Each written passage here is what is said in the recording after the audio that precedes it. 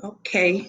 Hello, students. We are going to start from this slide. Let me click on it. All right.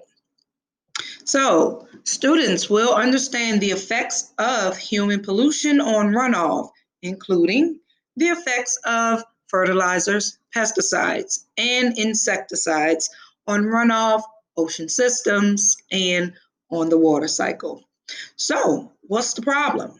Why is this a problem? Let's see.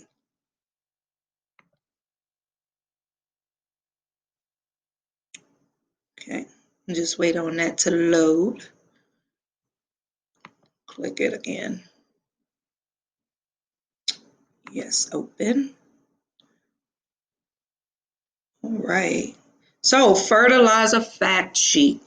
Water pollution, sources of water pollution, like industrial waste from factories, have been greatly reduced in recent years.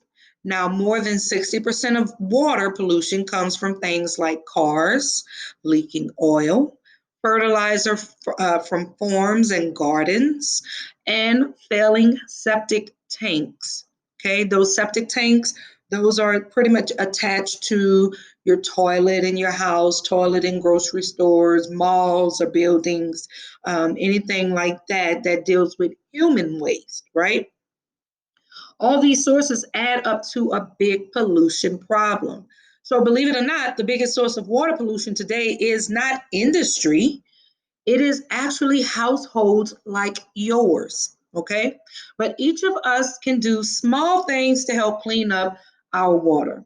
And it starts with realizing that our sewers and storm systems are separate.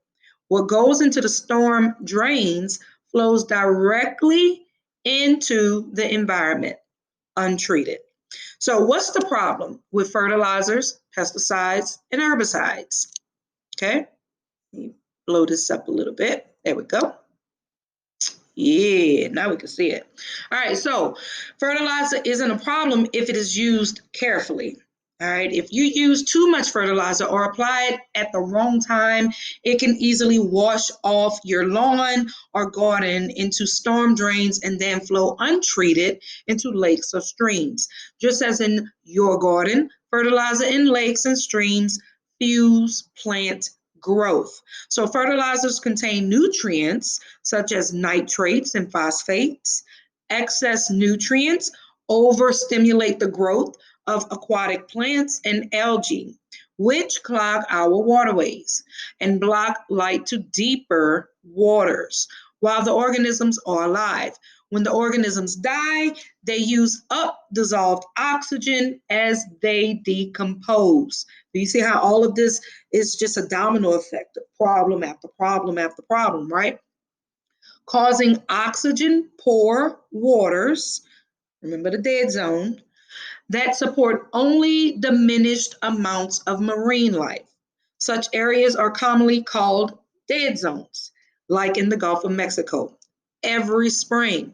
Okay, so facts and figures. Phosphorus, the middle number on the fertilizer bag, is junk food for algae. 1 pound of phosphorus can produce 10,000 pounds of wet weeds and algae. Pesticides that get applied to farm fields and roadsides and homeowners' lawns run off into local streams and rivers. It is tempting to think this is mostly a farming problem, but it's not just on the farms, no. But on square foot basis, homeowners apply even more chemicals to their lawns than farmers do to their fields. Water utilities in the Midwest spend $400 million each year to treat water for the chemical pesticide atrazine. Okay, so here's what you can do.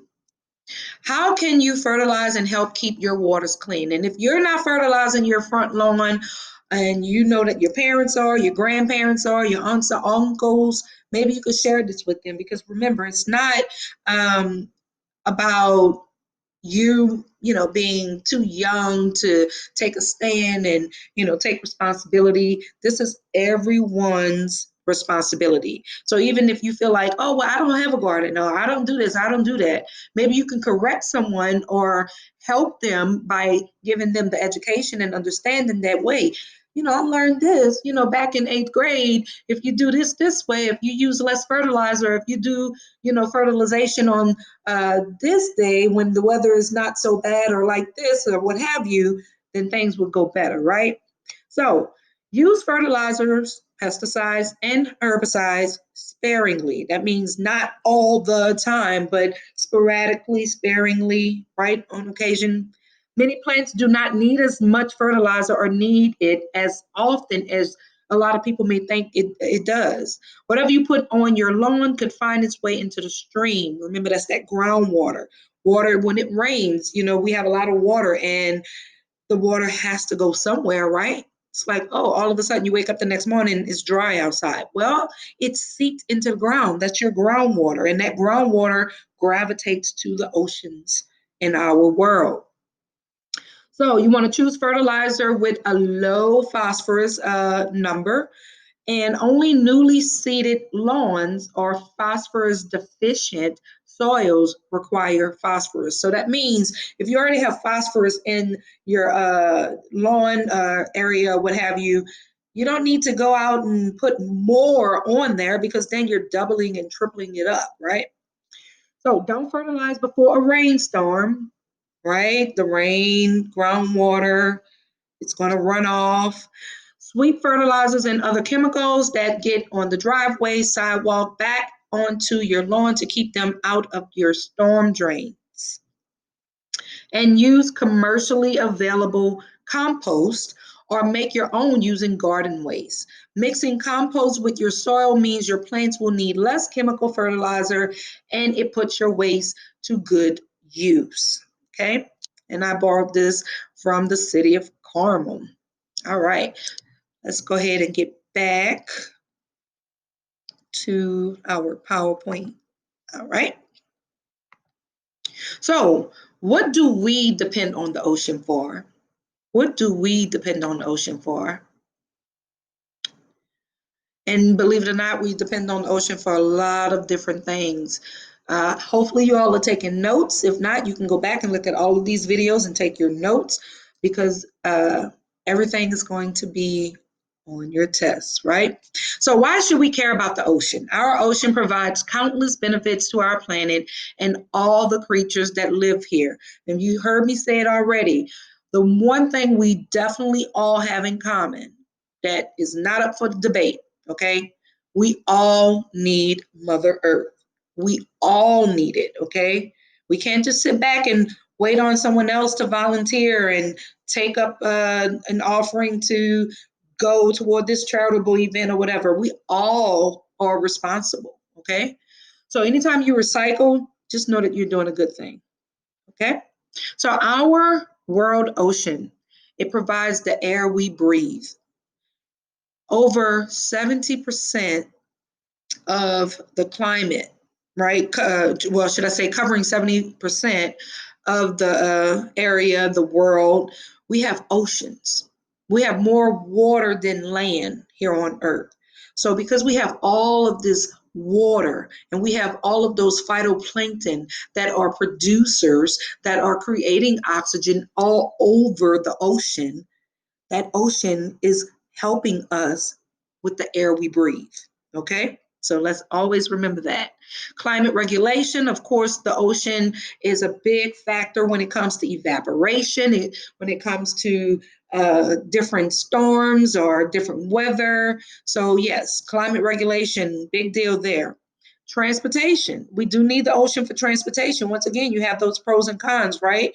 You do need to transport the goods, but at the same time, sometimes that oil can leak. But there are ways that, a lot of different scientists and conservatory agents are trying to make better of that situation. Recreational, we need to fish, we need boating and kayaking and, whale watching and all of these other things that provides us with these nice, unique activities, because we want to have fun too. However, having fun doesn't have to always come at the cost of harming a habitat or harming the ocean, or, just throwing your water bottles or your soda cans in the ocean because you're like, well, I don't know where else to put it. So, no, we can do better. The economy, we need the ocean for the economy. $282 billion has ran through the ocean, more than that even, possibly. So 282 billion amount the United States ocean economy produces in goods and services. And I'm sure that number is way up there. I'm sure it is. Ocean dependent businesses employ almost 3 million people. And you imagine how many people work on the cruise ships, on the tankers, on the cargoes, how many people are working at different avenues of the tradeways and what have you. So yeah, here's another one, food. I love seafood. I'm from New Orleans. I love seafood. I love seafood. So we do need the ocean for food. And believe it or not, medicine. Many medicinal products come from the ocean, including ingredients that help fight cancer, arthritis, Alzheimer's diseases, and heart diseases. So we do need the ocean. We need the ocean. What would happen if the oceans were completely depleted? I mean, our bodies are made up of so much water, right? Like over 70% water. So we need the ocean. We need clean water. So, real quick recap. Our world ocean provides many benefits. Here are just a few examples: the air we breathe, climate regulation, transportation, recreation, economic benefits, food. I just love seafood, and medicine. So it is very, very important for us to take care of the ocean, so that way the ocean will take care of us, right? It goes both ways. So I want to say in advance, thank you for taking care of the ocean. Thank you for not throwing your plastic bottles in the oceans or in Galveston on the shores and the beach. Thank you for trying to pick up things. Thank you for correcting your younger brother or sister or even your parents. Okay, sometimes we stand corrected. So thank you in advance for taking care of the ocean, because clearly the ocean is going to take care of us for many, many, many, many years to come. You all have a great week. Bye-bye.